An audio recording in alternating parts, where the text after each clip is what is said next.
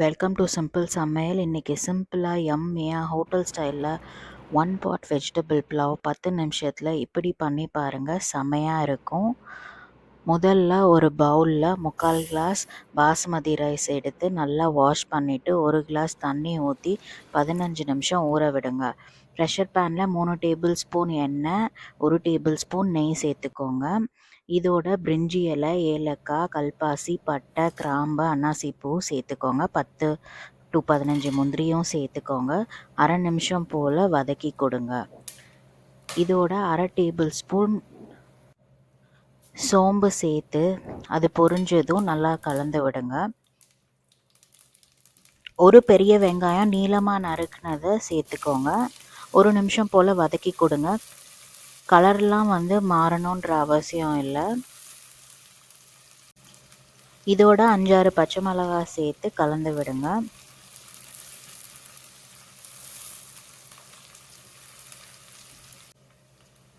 ஒரு கேரட் தோல் சீவினதை சேர்த்துக்கோங்க. சேர்த்து கலந்து கொடுங்க.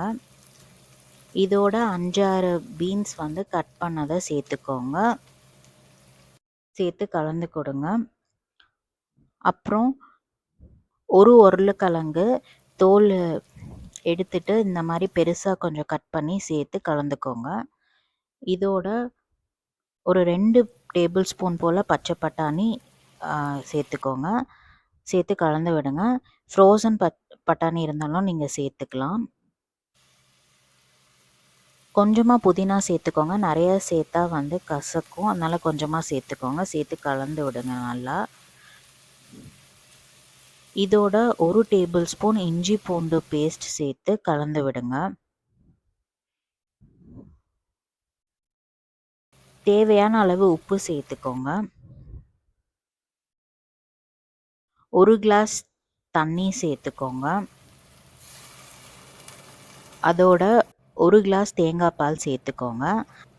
பாஸ்மதி அரிசிக்கு 1க்கு 2 மடங்கு தண்ணி ஊற்றினா போதும். ஆனால் காய்கறிக்கு நம்ம அரை கிளாஸ் தண்ணி சேர்த்து ஊற்றிருக்கோங்க. இதோட நம்ம ஊற வச்சுருக்க பாஸ்மதி அரிசியை வடித்து சேர்த்துக்கணும். சேர்த்து கொஞ்சம் கலந்து கொடுங்க.